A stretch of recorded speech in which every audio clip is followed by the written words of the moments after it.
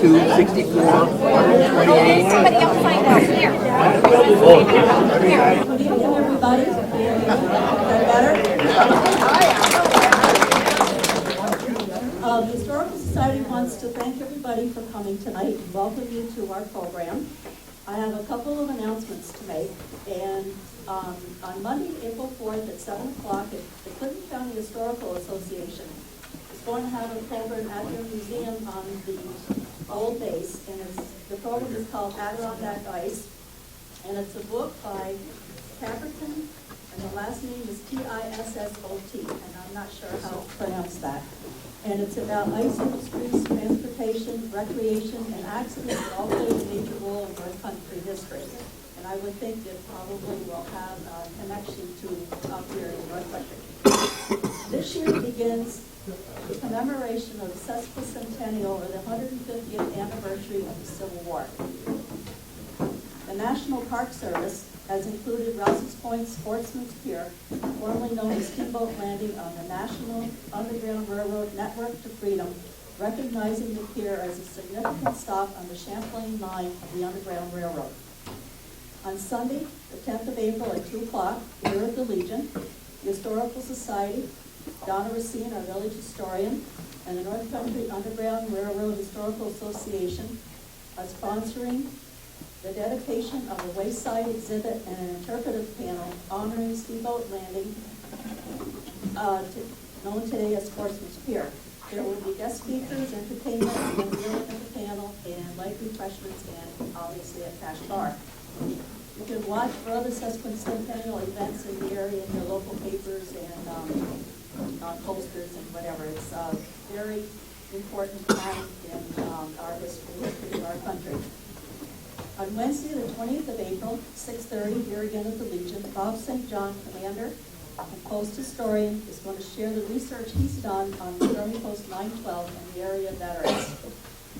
Be sure to check out our beautiful quilt and get your tickets. The drawing will be after Dr. Southwick does his presentation tonight. And it was made by Carol Meyer from Fiber Junction, and it's beautiful. Refreshments will be served after the presentation.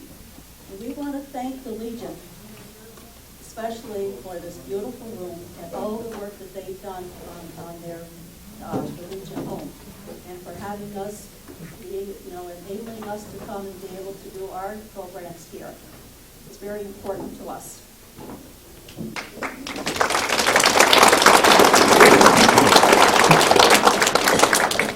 We're very honored to have Dr. Southwick with us tonight to share his life experiences and his collection of Civil War pictures and letters.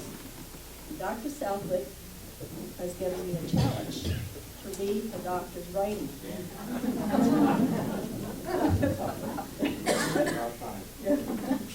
He graduated from Champlain Central in 1950 and Pittsburgh Shadyside Academy in 1951, Yale University in 1955, New York Medical College in 1959, did his internship at Waterbury Hospital in 1959 to 1960, served in the U.S. Army 1960 to 62, did his residency at Waterbury 1962 to 1963, and joined the North Country Middle Group and was there from 1963 to 2004.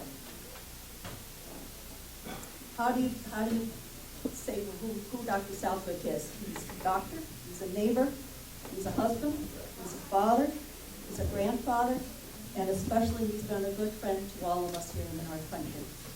So, Dr. Southwick.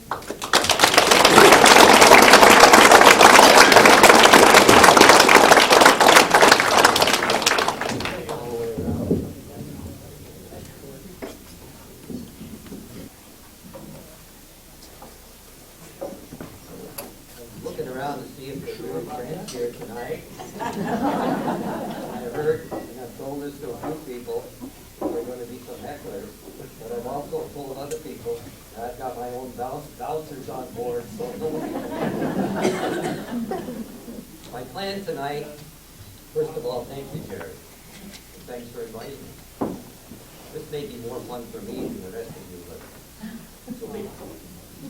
My plan tonight is to speak about three different topics. The first is to read excerpts from 30 to 60 letters that James Lucas wrote to his mother, brothers, and sister during the Civil War.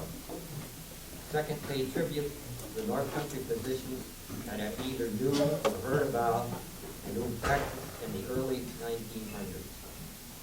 These were from Moore's Forks, Alabama, Champlain, Ross's Point, and where? And every place around. At first, I was going to start out with my military experience. That would be the third topic. But my chief consultant said, start with the Civil War letters. People are here just mainly for that. So I will do that. First of all, let me acknowledge with great gratitude the work of one Kimberly LeMay. Kimberly LeMay, grandfather is Joe Dubois. Not many people in this room that know Joe Dubois. But Kimberly did an excellent job. She took the 60 letters and actually interpreted it. But it does require interpretation. James Lucas wrote worse than I did. So she had a job. And believe me, she's done a marvelous job. She's right now doing a doctorate on World War I. And she was able to, last year, interview the last surviving veteran of World War I. You know, he just died. So she was able to interview him and said he was very alert, very cooperative, and got a lot of information. What I've done is taken 20 of these letters, and I will read certain parts of them, not the whole letter, to give you an idea about what he was thinking, what he was doing, and where he was. The first letter was from Alexandria, October 23rd. And you will notice I said to his mother, his brothers, and his sister. He never once wrote to his father. And we figured out that James left the farm, and his father was not too happy that he volunteered for the army and didn't stay on the farm. Maybe wrong. Anyway, first letter is October 23rd, 1862. Dear Mother, I write these few lines to let you know I'm so well and I like this place. We started from Fonda, New York. By the way, he was in the 152nd Regiment of New York Volunteers. He said, we started from Fonda on Saturday night, got to New York Sunday morning, and stayed there until Monday noon. Then started for Washington, and we are now at Alexandria Bay. I'm sorry, Alexandria, not up here on Alexandria, 10 miles from Washington. We had good times. We stopped at Albany, had a good dinner. We came to Philadelphia. We had as nice a meal as I ever ate. I don't think his mother was. We are in tents and are on the banks of the Potomac. There's some 40,000 soldiers in forts and tents. I've seen the Capitol. It is the nicest building that ever I expected to see. All our company seen it. So you have to realize what he's writing. If I use improper English, it's bad. That's what he wrote. He said we was nearly 2 hours looking through it, and then we didn't see half of it. It's all marble. It has been a building that's 40 years, and it's not done yet.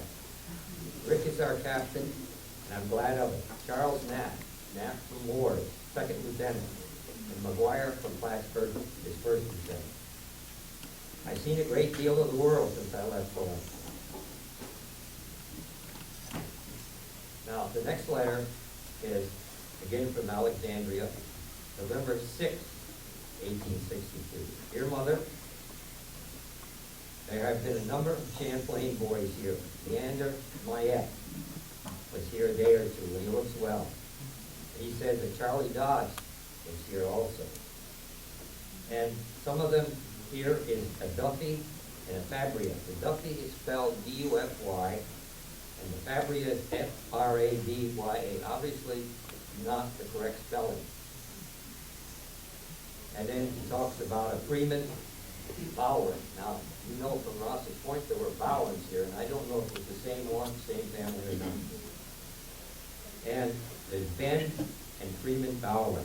He talks about money that he hasn't gotten. We will have some money in a day or two. I suppose that way it'll be that we take our checks for as much as you want to send home. And he says here, they will send home one check. If it doesn't get home safely, they will give you another. If no one can draw it, except the one that it's written to. The next letter is from, again, Alexandria, November 15th, 1862. This time to his brother Fred. Now, let me tell you a little bit about James Lucas. James Lucas was an uncle to Broder Lucas. Broder's mother was sister to my grandfather Southwick.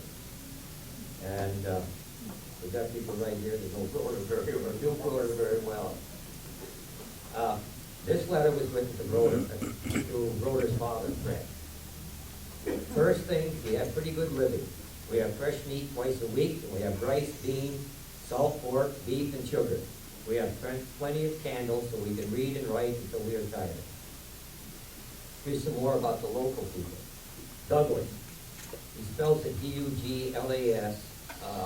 Kimberly thought probably it was D-O-U-G-L-A-S-S. An 8th corporal. He's a fellow by the name of Statia, S-T-A-T-I-A. And he talks critically about him all through these letters, saying he's homesick, he wants out of the army, he's going to try any way he can to get home. Anyway, that's the first mention. Freeman Bowron was here today.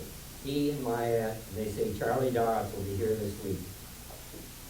Tell Pa that I'm well, yeah, and I hope he is. That's about 1 or 2 times that he'll mention Charlie in any of these letters.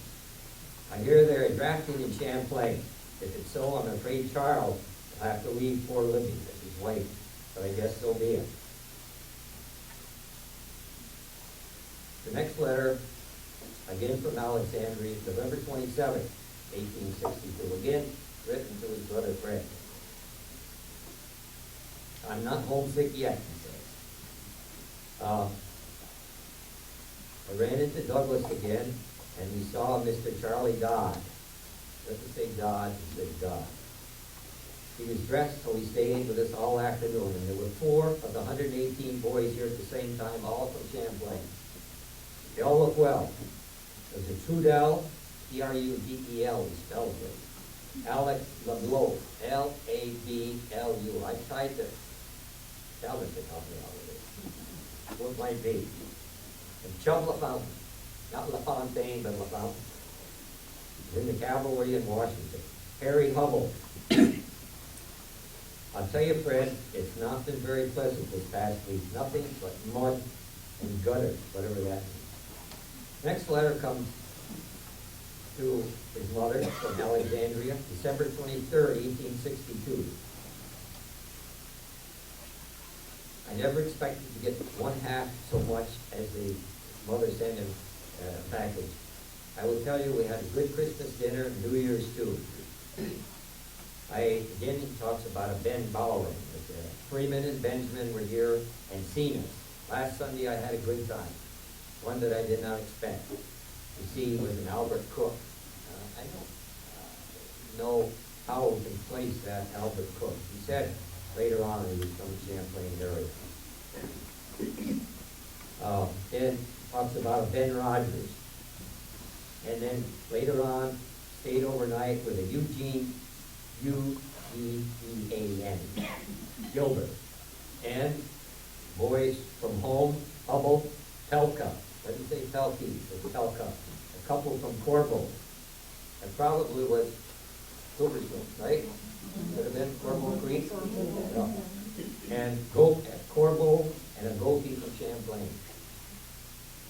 There are a good many sick in our regiment, but for me, I'm in good health. I've gained about 3 pounds since I left. You spoke about my using tobacco. I am no such fool, he said. The next letter is on January 15, 1863, from Washington, D.C. Dear Mother, he spoke to me telling Pa about attending the Congress. Well, I was just going to do it when I received your letter. I liked attending it very well. As you said, I wonder if it applies now. As you said, there are many good, smart speakers there. Then he talks again about not getting paid. But he says, sometime later we'll get paid. I saw Charlie Hubble. And Charlie Hubble said his brother re-enlisted. I think he was foolish. Sam Underhill's done the same. He got home on a furlough. Now he talks about this station again. This is on January 5th, 1863, from Camp Alexander. Dear Mother, I meant you, much as I meant you know that there were many sick in our regiment, and we had hospitals for them. There's a good many sick, and in the hospitals, we have a large building in the city with some hospital tents on the ground. But there's so many sick, and very sick, to the place that the colonel was. Then he goes down and he talks again about Alexander Douglas. He says, Alexander Douglas says, I look better than we've been mustered in for a while. He says, since we've been here. Next letter is again from Camp Alexandria, and January 18, 1863. I now seek myself to write you a few lines in answer to your letter which I received on the 12th. All about the alarm that happened a spell ago. It was nothing more than Captain Rick came up from camp and the generals and gave orders to our colonel to give us all 40 rounds of cartridges, and so he did that. He goes on to say that they were ready for battle, but it did not take place, so they marched back. They were at that time near Fairfax. This one's January 22nd, 1863. I now, dear brother, again, this could be Charles, or it could have been the Golder's father. Anyway, he says, I now sit myself down to write a few lines to let you know how I'm getting along. We have been detached from the regiment for the purpose of taking soldiers that have been in hospitals and in a convalescent camp. Only a little ways from here. We go to this camp, get a squad of 200 or 300 at a time, and take them back to the regiments when they're ready to go. We have been told and praised for being the cleanest and best unit under our captain. Talks about Reed as one of his sergeants, and then he talks about a Robert Lucas, not related to Broder or not related to James, and then a fellow by the name of Reed that was from Plattsburgh. Our captain drew his pay today, and I hope we'll draw ours pretty soon. June 23rd, 1863. Dear brother, this time it's to Fred. That's Broder's father. They are fighting all around in every direction. I was out in front yesterday with our first lieutenant, 6 men, to take 200 down to their corps, and I will tell you where we went to. It was Union Mill, 7 miles above Fairfax Courthouse. We went as far as we could by train, and then couldn't go any further, but we did by foot. And we found Hooker's, Joe Hooker's headquarters. He raved about General Hooker all the way through this. And he's very upset, you'll see later on, when Hooker is replaced. I saw George Dodd and Sam Underhill. Now, Fred, we expect some real hard fighting as we're getting in close quarters, and I don't know, but this last move will turn out for the best. But probably I'll see. If I don't get my neck broke before it is over. And I haven't had good luck so far. I hope it'll be further on, too. Next letter is again from Alexandria, and January 29th, 1863. Our company was the best in the regiment. Every time we came on inspection, we had the praise of being the best.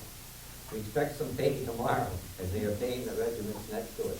In a sense, he really gets paid for everything he does. Alexander Douglas seen Robert Lucas, but was our sergeant in our company. It knew him, and that is from Plattsburgh. And he talks about the Bowens again, Freeman, and then another one called Lyman. Benny Rogers has been down and to see us, and I have been up there to see him. Our officers of the company are Lieutenant McGuire and Lieutenant Mann. McGuire will be captain. He's a good fellow. Captain Rich is Inspector General of Hospitals and camps. He thinks he'll be promoted to the rank of major. Now the next one is a gift from Alexandria, and it's March 10th, 1863. I seat myself to write you a few lines. I have not much to do. I expect a letter from you before this time, but I will write this time. He gets unhappy with both of his brothers, Charles and Fred, for not writing more often. Alexander Douglas and I were on duty today, Ted as well, and all the rest of us. I suppose it is sugaring weather now there. I tell you, we've had a good orderly sergeant. He's one that has traveled a good deal. He knows more than ever Lieutenant Knapp will ever know. Doesn't like Knapp, that's for sure. First Lieutenant McGuire is a pretty good fellow. He's from Plattsburgh. If the orderly will be second lieutenant yet, I guess. But I expect to get along first grade with all of them. I've had very good times, as good as I could expect. I will tell you what we get to eat does this again. We have fresh meat twice a week, and pork the rest of the time, except once in a while they'll sneak in bacon instead of pork. We have coffee and tea, some potatoes, molasses to eat on rice. We live very well. If we don't live, it ain't because we don't get enough to eat. Next one is to his sister, Caroline. He's talking about his good health, and then down further he said, Caroline, you said you hoped that if I had any part in a battle, I would receive no injury. I do not know I will be in any battle very soon or not. Some thinks that we may stay here 3 months yet. But Fighting Joe Hooker says differently. He's going to take it through the thread. All the men like him well. Cyrus Kellogg has gone to his regiment yesterday, and says Emerson Smith is in convalescent hospital. Dear brother, this is on May 6, 1863. Dear brother, this is to Charles. I'll tell you that I get along soldiering very well so far, and all the Champlain boys are well. Charlie Dodge was here the other day, and John LaFont. It doesn't seem like John, it seems like John and Chubb were different. Because he referred to Chubb twice, and John just one time. We had a good time with Charles. Old Joe Hooker is fighting like a good fellow in Fredericksburg. He sent a lot of prisoners here, good old Fredericksburg, and a lot of their rifle pits. So I think he must be doing very well. The next one is from June 10th, 1863, and written from Alexandria again. This is to his mother. There's a Captain Strange, a relation of Brinkerhoff's in Champlain. Can't handle a company well, now he's a major. Goes for captain.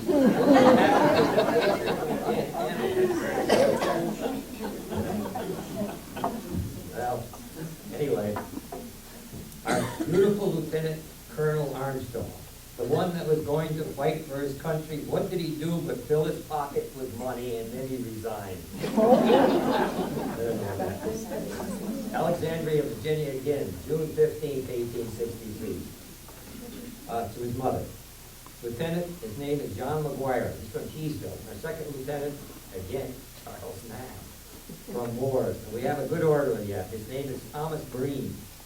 He could have been first lieutenant, but he wouldn't take it. He's a good fellow. He knows more than our second lieutenant. Poor Charles. Charlie Knapp doesn't have a chance. He wanted to know if the rebels had made that raid on our city. No, they have not. He wanted to know if I had hard work. Well, I'll let you know. We've had good times, and we expect to have. Again, to his mother, July 1st, 1863.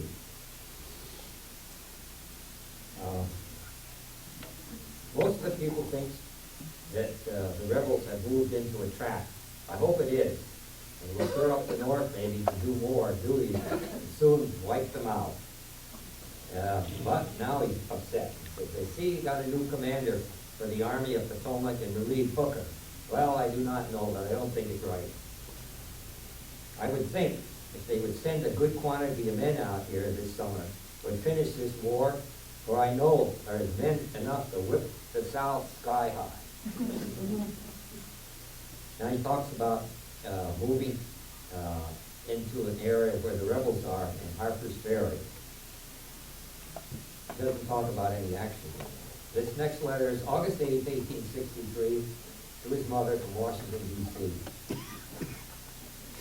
There were 3 days drafting. They got a good many, and it went off lovely. You heard about them. You wanted to know how my health was. Well, it's very good, though I'm a little thin. I had good time so far. You said that Charles, his brother, paid $300 for conscription. People know what conscription is. Back, at least in the Civil War, you could pay somebody $300 to take your place. There are a couple of Southwicks up in Moore's Forks that did that. I won't tell you their names. You also got in trouble for swearing in your Presbyterian church. That's a we're told not to be sidetracked. Anyway, he says, even though he paid that $300, another draft comes up, he's going to be drafted again. This one is, next letter, and it's not dated, it was to brother's father, Fred. Well, Fred, our regiment has got marching orders, and probably will have to move, but I do not know yet where. Well, Freeman Bowring has been over to see us, and he looks well, tough as ever. If our company does not go with the regiment, Alexander Douglas and I are going over to Washington to see Freeman and Charlotte. It's only an hour's ride from the city of Alexandria. Next letter is March 1st, 1864.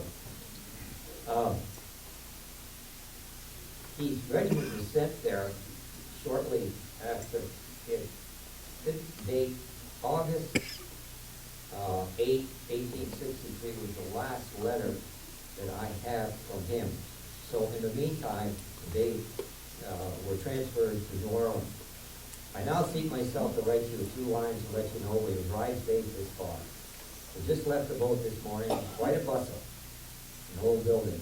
I'll be able to tell you what we'll be doing. I will not be able to tell you what we're doing this time. We are situated on the opposite side of the river from New Orleans at a place called Algiers. It's an old rough building. Everything is cheap, and it's a nice place. It's a rough building, but it's a nice place. We have nice views of plantations. Boy, he said there's a lot of rich men in this part of the country. I will tell you the voyage is worth something to a man. I could not tell how many things I saw on the route going down the Mississippi. The ports I took particularly notice of, and the weather was quite calm and nice. You may tell Pa, that's the second time you talked about that. You may tell Pa that I think I've been something like a mile from a cow's tail this time. Obviously, another comment that he doesn't care too much for the farm. Mississippi River is beautiful.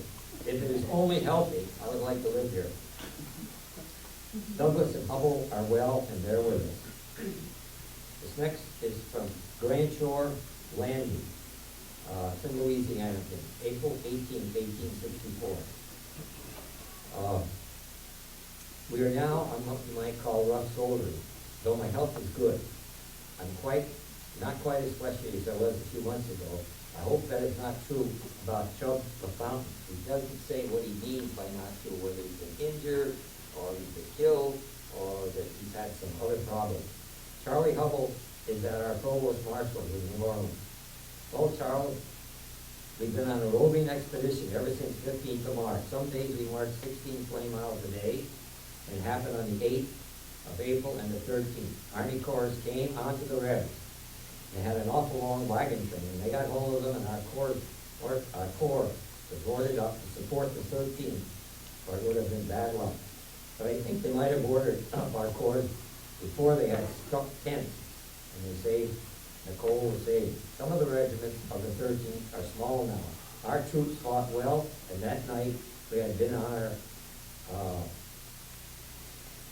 our corps train, guarding the regiment.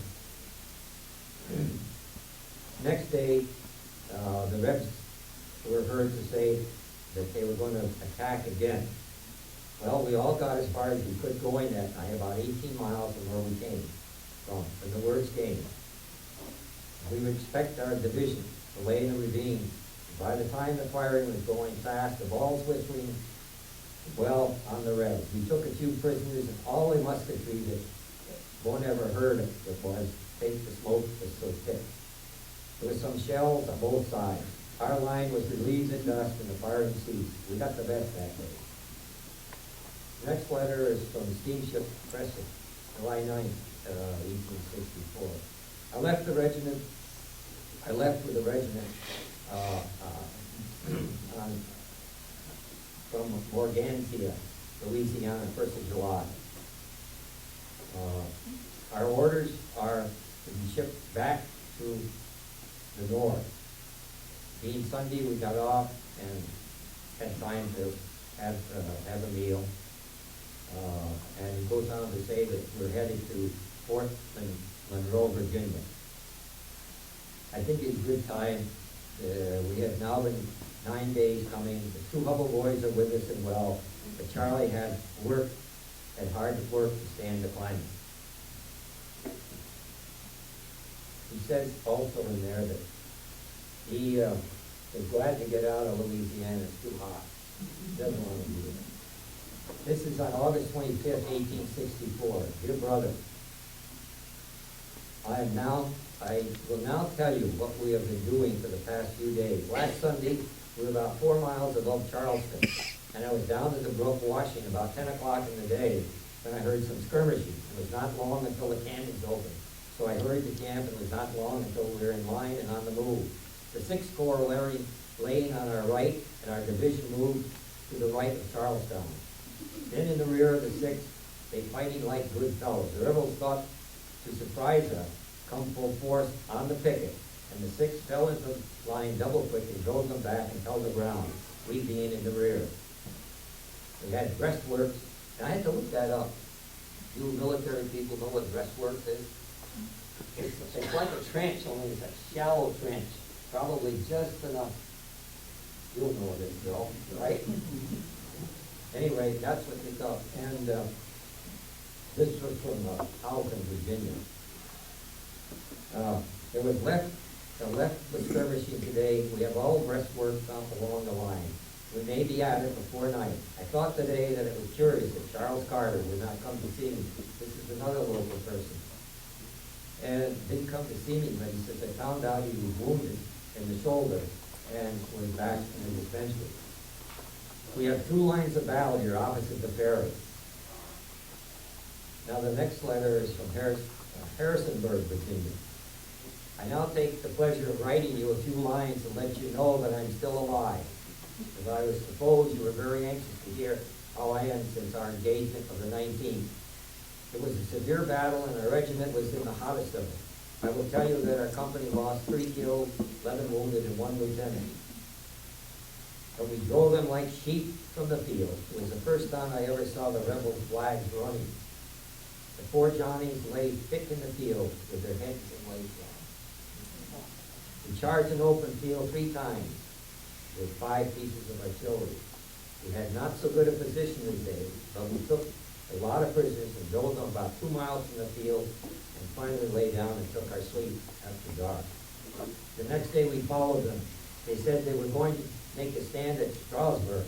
We got there on the 21st and drove them from there. After some skirmishing, they fell back to Fisher's Hill, where they had breastworks. We built strong works that night, and next morning went to skirmishing with them as they had breastworks in our front. About 4 o'clock, the order was given to charge them as with a skirmish line, and they did with a yell, and you'd see them run to their second line of defense. It goes on and more about the shooting in that particular area, and it says here, we kept until daylight marching, and we came to a town called Woodstock, where we halted and stayed until 12 o'clock. They were coming from all quarters, including squads and guards. We came on about 12 miles and encamped. The cavalry was on ahead and had engaged them and fell back. So the next day we came on to them about 3 o'clock. They, having received some 5,000 reinforcements, they meaning the Rebs, took the rear, but we soon made them up quick.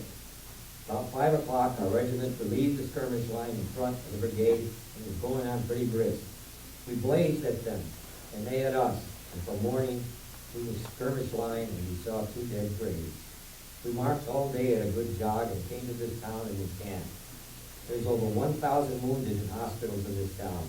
We're going to Lynchburg. We're about 60 miles from the first battlefield. That's the last letter that he wrote. The next letter comes from his captain, to his mother. And it's from Cedar Run, Virginia. Cedar Creek was where the battle was. He lost his life. And some of you aren't real familiar. We stopped, Steve and I stopped last year. Mark has been a couple of times. Cedar Creek, and it's still, the breastwork tunnels or channels or ditches are still there. And the sign, it's not too well marked, but it's marked so you can see it. It's right off 81? Northwestern Virginia. So this is a letter from the captain. The letter, this is Lucas. The letter of 28th of last month to your son James was received by me yesterday. As Jimmy is not now in the regiment, nor do I know where to direct it, I thought I would tell you all I know about it. He was hit by a musket ball in the back of his head and fell forward on his face in the morning of 19th of October. I thought surely he was dead. The rebels were too close on him. We were retreating at the time and did not dare stop, nor any of my men to stop to pick him up for fear of being taken prisoner. In the evening, we drove the enemy and occupied our camp long enough to get our meals. But the rebels surprised us, and we had hardly time to get out of our tents before the rebels were in our camp shooting us down. We followed the rebels to Strasburg, 3 miles from here that night. Did not come back to camp until the 21st. And then the doctor of the regiment said he had seen Jimmy. He was in a hospital, and he was wounded in the back of his head and his elbow. The doctor said he did not dare amputate his arm for fear that it would kill him. He did not think Jimmy would live. The doctors in the Army are kind of like today, don't they? Doctors in the Army are not always correct in their opinion. Some die, they think, and some others live that they think are going to die. It's not a humorous situation, but I have to throw that in. I do not know where Jimmy is now. I have not heard from him since he was wounded and sent to Martinsburg. As soon as I hear from or about him, I will let you know. James was a good soldier, and I always thought he was a good Christian. He attended church at every opportunity. The next letter, and that was written November 7th, and the next letter also was November 7th. This one was written by the assistant surgeon. Mrs. Margaret Lucas, dear madam, your letter of October 27th was received today, and our chaplain is absent. I take the liberty of answering you regarding your son James. I did not see him after he was wounded, but have conversed with a number of persons who saw him at the hospital at Newton, Virginia. He was wounded in the right arm in the early part of the engagement, and while going to the rear, as our forces were retreating before the enemy, he was hit again by a bullet in the back part of his head, which passed downwards into the base of his brain, cutting off the optic nerve and producing certain loss of vision. Dr. Snow told me that he saw him a few minutes before he and Dr. Snow left Newton the day of the battle. He was still alive, but little prospect of recovery. I'm well acquainted with your son, and you bear evidence to the fact that a braver man did not exist in the 153rd Regiment. He was respected by every officer in the regiment, and he had not been severely wounded in late battle, but undoubtedly had received a commission. I can assure you, madam, I sympathize deeply with you in your loss of your son, but he didn't put some quotation, he's not sure. He said, so we'll make every effort to gain intelligence. Okay. I was wounded myself and taken prison early on in that fatal morning, about 19th of October. Succeeding in making my escape, I had rejoined my poor, shattered regiment. I found them in the same position they occupied in the morning. They were the last to leave the breastworks in the morning and the first to plant their colors on their works in the evening. Any further information I can give you regarding James will be given, and candidly, it's sent along as candidly as possible. Now, this is a letter. This is from the chaplain. It's written on February 2nd, 1865. So the battle is, remember, the 19th of October. October, November, December, January, February. 4 months, and she hasn't really any not only whereabouts for yourself. I received from Dr. McGuire a letter addressed to him dated January 19, in which he made inquiry concerning your son, the state of mind at the time of his death. Well, he knows at that time where he's going to be killed. You also state that you wrote to the chaplain of this regiment and received an answer from Dr. Sweeney, that's the surgeon I'm talking about. As I was absent on sick leave when your letter reached the regiment and was unable to return for several weeks, I presume the doctor forgot to mention to me on my arrival that it had received an answer. I was well acquainted with your son and was with him during the Battle of Cedar Creek and immediately after the engagement, and was for several days after the engagement was for several days at Newton with our wounded. I helped carry your son to the hospital, and it was my privilege to do all my power to render our wounded comfortable and minister to their wants. The noble boy was apparently resigned and bore up under his suffering, but their heroism was proof that he was brave in the hospital as upon the battlefield. During the 3 days and nights that I was with them, I found the surgeons every way in their power providing for the wants and toiling earnestly and faithfully in addressing the wounds of those under their charge. Your son received every attention that could be given, and I was greatly grieved when the tidings of his death reached me. Worried and sick myself, and compelled soon after the battle to return to my home. For this reason, I regret I can give you no definite information concerning his death and state of mind at that time. Of this you can rest assured, but he was faithful in discharging his duties as a soldier and beloved by his companions associated throughout the regiment. He deeply mourned his loss. Trusting that he who orders all things well, who heareth his children when they cry, will pour out upon you his richest blessings and bind up your wounds and cheer and comfort you in deep bereavement. Well, I'm sure that's consolation, but to go several months and not know what's happened to the child had to be troublesome. But there was nothing more that I knew about later on about how nor did daughter ever tell me anything more. In fact, I didn't know about these letters. Jimmy, his son, who lives in Hawaii, called us one day and said, my father's got a bunch of stuff in the safety deposit box in Key Bank in Plattsburgh. Would you go down and open it up and see what's there? Joanne says to me, you got to know Broder, right? You got to know Broder.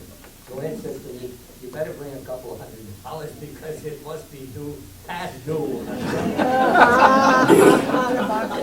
I'll tell you the best part about Broder is that this man was a smart man, not just because he's a relative, but he was so well read and knew so many different people and would take you anywhere that you wanted and could do most everything.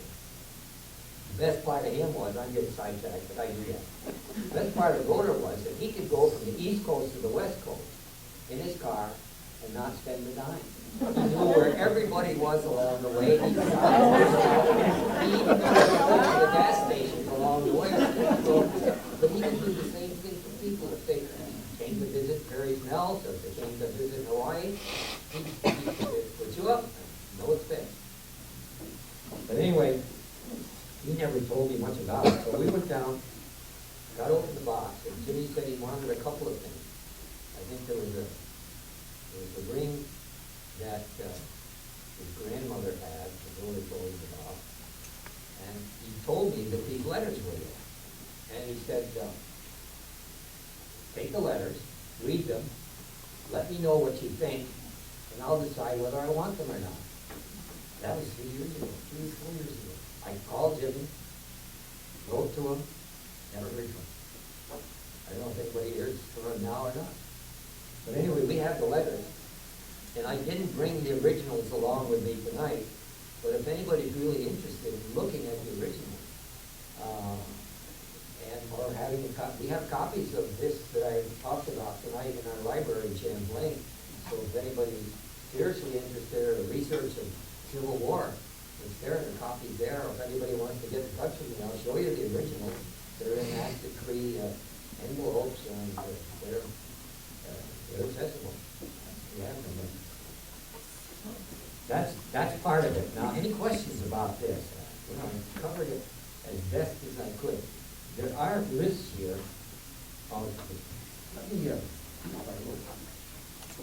Ruler wrote down the name. He actually, and I could have somebody make copies of it, he read the letters himself. Unbeknownst to me, I didn't know because he never told me about the letters. But these handwritten notes of his, a little bit better writing than mine, were in that safety deposit box, and he makes comments about each one of the letters. As I said, there are 60 of them. And he makes a note and writes down the local people that his Uncle Jimmy ran into. We talked about Knapp, McGuire, LePage, the two Bowens, Myatt, Dodge, Duffy, Mavray, I don't know what that is. Douglas, we talked about. Freeman's again, Alec LeBeau, Chubb LaFountain, Charlie Hubble, Ben Bowen, Benjamin Bowen, Albert Cook, Burdick, Fish, Ben Rogers, Eugene Gilbert, Hubble, Pelka, Koki. I think the Pelkey might have been Pelka, but he says these two were from Corbel. Alexander Douglas, Sancha Brown, you mentioned that one.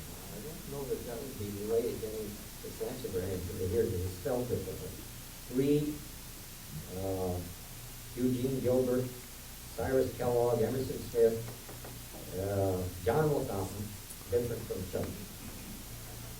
So anybody wants to look at these, you're fine. Now stop for a minute. I got a couple other things. Unless you're getting bored, take time.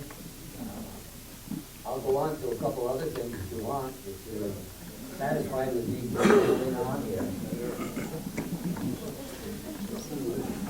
Okay. Take a section about doctors I knew about, heard about, the early 1900s.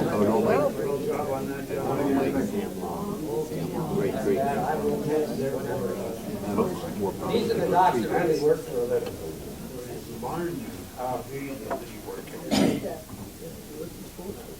He knows all the answers. Well, yeah, but that's what practice is.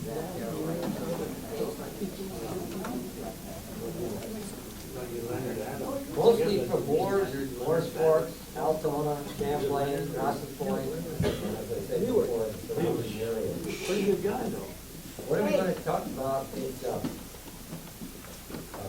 there were, in the Moores Forks area, the Doctors Taylor, the O'Neill brothers, James and Owen, and later, Doctors Ken, Clough, and Aaron Davis. Now, there are others up in that area, but these are the ones that I heard about or knew a little bit about.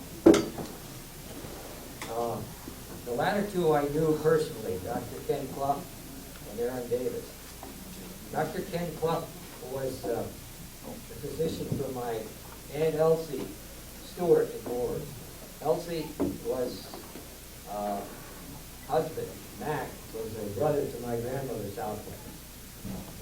And when I first went to see her and checked her for whatever the reason was, when I finished checking and ordered whatever I was going to, she says, before you leave, you call Dr. Clough and make sure what you're doing is right. And believe me, this was serious. Aaron Davis, I knew. He had moved to Plattsburgh as an anesthetist, anesthesiologist, but I don't know that well, he was a physician, so okay. And he told me before I came, he says, the bigger pickings up here, I never saw more than 8 or 10 people a day, you probably won't do much better. Most people want to go to Plattsburgh or elsewhere. Let me give you a little number here. I never kept track of numbers, and I don't need to be self-serving here. But one day, I saw 130 people. Now, that's impossible to do justice to any that number. No way. But 80 of them were either checked on people at the milk station, at Ayers at that time, or McKenna, Ayers, and school physicals. 50 were patients. George Clark would do that every day. He'd work, and we did. 7:30 in the morning till late at night. So, but, you know, there's no way that anybody, anytime, even back then, could do justice to more than just one complaint. But that was what most people came in with. Sore throat, this arm hurts, or whatever. You gotta make sure when the arm hurts, it wasn't from here. He had a schedule. I can tell you how he did it. I followed him up Route 9 one time. He never shut his car off. Southwick, you mentioned Dr. Allen. Yeah. I knew some people, Barb LaBelle, never heard of Dr. Allen. And I couldn't, because she lived in Champlain all her life. She said, I never heard of him. Did he retire? Okay, he was still, 1957, 58, he had stroke. And it was a paralyzing stroke. He got a little better. There was no treatment, and that was I'm sure back then. He was alert enough to think that, I remember seeing him when I came back, before I came back to set up practice, that he thought he could get back to work, but he didn't. So his last active practice was probably in the early mid-50s. Did he die in Champlain? Yes, he did. And as I told you, I don't think I've mentioned that Dr. Ganya moved to Blacksburg in 1960.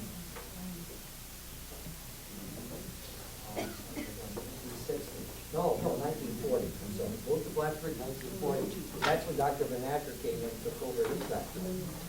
And Dr. Ganya continued practicing in Blacksburg for quite a number of years. So Dr. Van Acker took over for Dr. Allen or Dr. No, Ganya? Dr. Ganya. And did Dr. Allen live? No, I'm sorry, did Dr. Gagno, is that the same house that Dr. Van Acker lived in? Yeah. That is all. Didn't know anything about it. I've heard about it.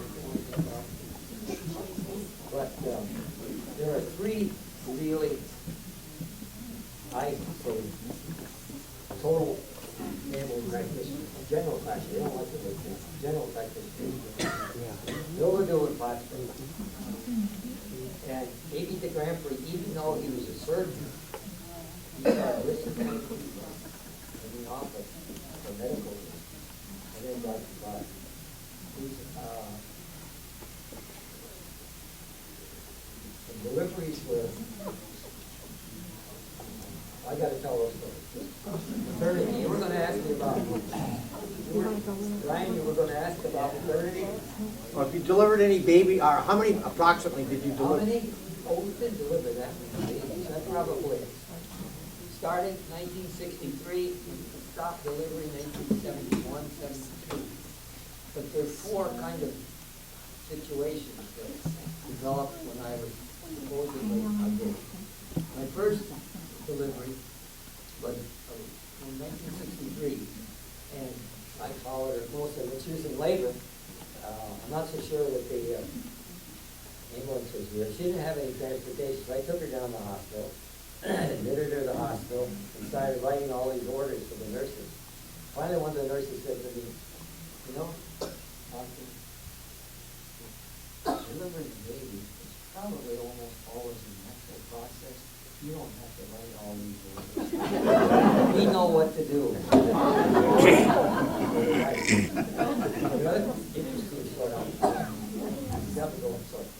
That maternity ward became the first coronary care unit in this area put in by Al Walker. And isn't that an interesting, not a paradox, but here you go from babies being born to literally people being saved or reborn. I remember going in there and I was able to know something about that because intern mine in Waterbury, Connecticut was very aggressive and very adept at innovation and started the first, not only the code problem of taking care of people that needed to be resuscitated. He started it first, and I was with him, but I was the follower, he was the leader. Code unit in the whole state of Connecticut, 1959, 60. But anyway, I learned a lot from the nurses on that, coronary care unit. That, and when I first came, there was no coronary care units, there was no CCU, there were no ICUs. Even in Waterbury, Connecticut, we set up at Cody's, there were no coronary care units. That same fellow that I worked with decided that people were brought in with heart attacks, and they were put in the same room as somebody else with another condition without being monitored. Maybe blood pressure taken 3 or 4 times a day. But people were going into arrhythmias, irregularities of the heart rhythm, and dying without any attention and consent. So he commandeered, stole 2 monitors from the operating room, and we put them outside the room, in the corridor, hooked the patients up so we could see, or the nurses could see, the heart rhythm going on. That was the first time that was done. So there's a lot of advantages that go into that. Maternity, oh, he got me off the track. There were 3 other, one was in the office, told this before. State police brought in a woman who was actively late. They found out, first baby, I was going to an hour and a half before it's going to go in. So dear Ethel Underwood said, John, bring that lady in here. We're going to put her up and see where it's going, what the status is. So we got her up. Sure enough, the head's right there. And lucky for her, and we did everything the way we would in the delivery too. We did the local anesthesia, so it went along very well.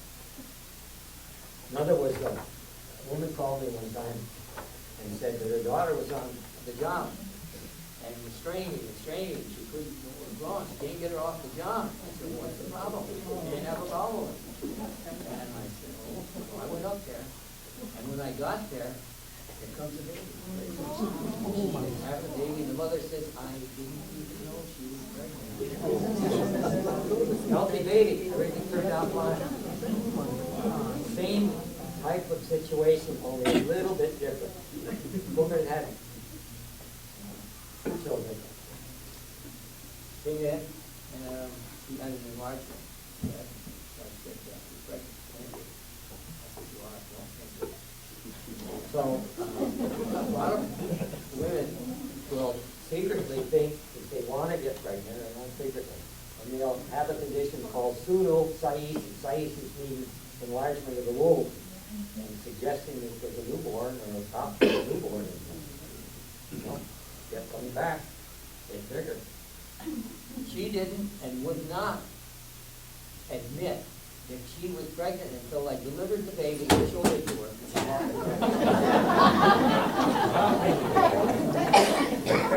All right.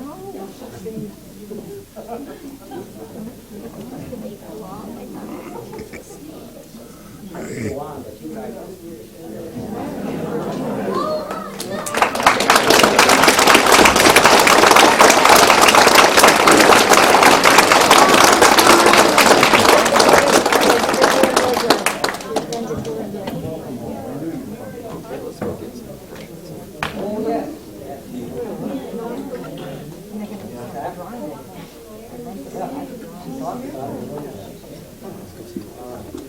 I'll tell you something more about that.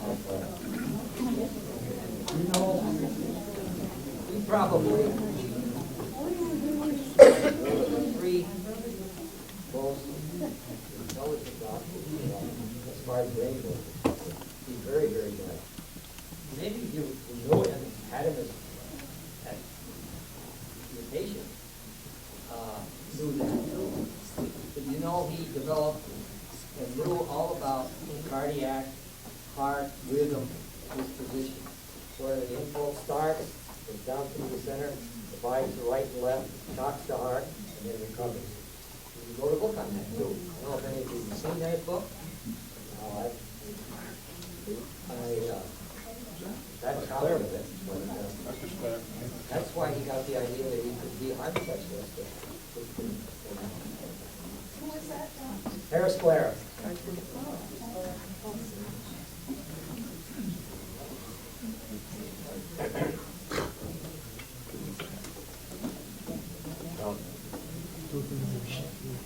John.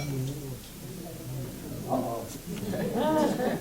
We used to go riding around picking up Model A cars, John and I.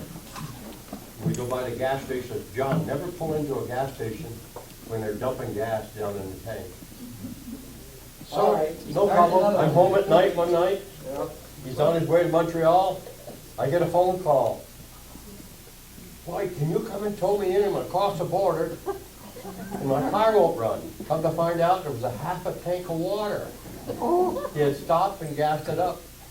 And let me tell you, I was on a mission of mercy for myself at that time to take a plane to take a recertification course in medicine. But you got me there, came up, got the car, brought it back, took the tank off, got it cleaned up. Apparently they have filters now that keep that from happening. I get, one night, he said, come over and talk to me. He said, you want to go for a ride tomorrow? I said, sure. Where are you going? We're going to get some Model A parts. I get up the next morning, I go out in the driveway, here sits a Porsche with an MD plate on it, and a guy sitting there dressed up. Are you going? I said, I'm not going. No way in hell am I going. The minute you see the Porsche, the MD plate, and the guy dressed up, it's gonna triple the price. I said, go back, put some old clothes on, take my old Ford, and that's what we did.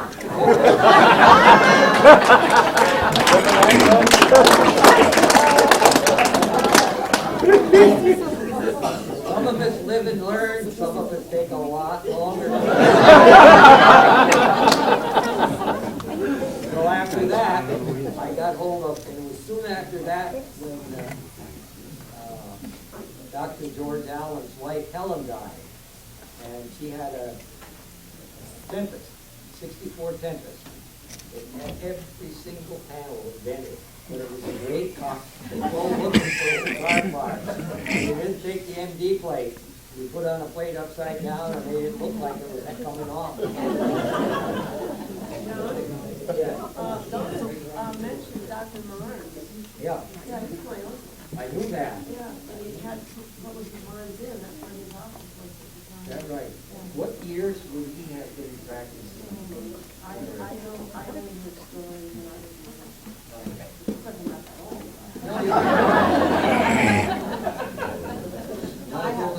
Early 70s, Jerry. No. Yeah, early 19th century. He came in early on, after Lyndhurst Dodge died in 1904. And he's going to start in the wooden addition on the Chapman block, and he will move to Marnes, well, it was a house at the time. And he put quite a dock back there. It's where the yacht stopped, and they said, Dr. Marnes, you should have a nice dining room somewhere close by or whatever. So he built the bungalow next door, turned his home into what became Marnes Inn with the finest dining room you'd ever want to have. I don't know the year. He had quite a serious stroke, but by 21, his left side was paralyzed. He was still practicing to some degree, and he died in 38, Jerry. So he wasn't practicing, like, say, after 33 or 4, but he did practice partially. I know that he delivered babies while he was... That's why I prefaced it by saying somebody else helped me with this, particularly. We forgot a couple doctors, John. I thought about it after. If you go back to the Civil War time, Oh, yeah. you're going to have the brothers Dodge, Doctors Daniel and Lyndhurst. Lyndhurst is going to be 16 years younger. He will go to the front out near Washington and learn how to be a master surgeon. He knew when to amputate and when not. He learned that there. So he came back to Ross's Point, practiced till 02, but in a farming community and a railroad community where limbs were injured all the time, par for the course, it was Dr. Dodge who wanted. Because he would not amputate just because, say, you had a hole in your elbow or your leg was hurt on the railroad, or, and of course he built the library, or had the library, endowed the library there. The brother is going to die in the 70s. He's going to be sent, take a position in Albany in an inebriates asylum, one of the first in the state. He's going to get that going. And then Dr. Barnes is going to come in and so on. And in the early 30s, and I'm saying 31, 32, there's a Dr. Trotter. Dr. Who? Trotter, Trotter. He's going to be just prior to Sclare. And he's going to have quite a few misfortunes in the time he's here. But he did do house calls and so on and so forth. And then Dr. Sclair came in, and I trying to peg it. Is it during Prohibition, or is it right after the Volstead was repealed? So it would be 33. He went to my grandfather's store. Now, either Grandpa was selling United Cigar, or he was selling liquor if it was after 33, right?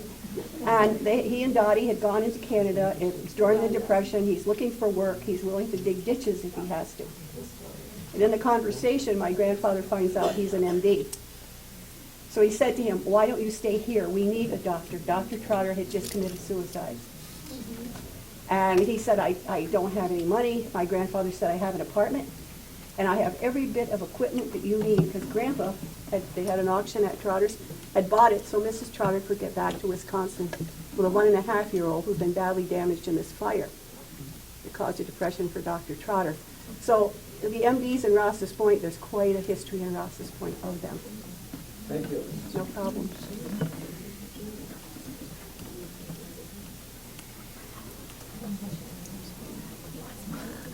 Now they had enough.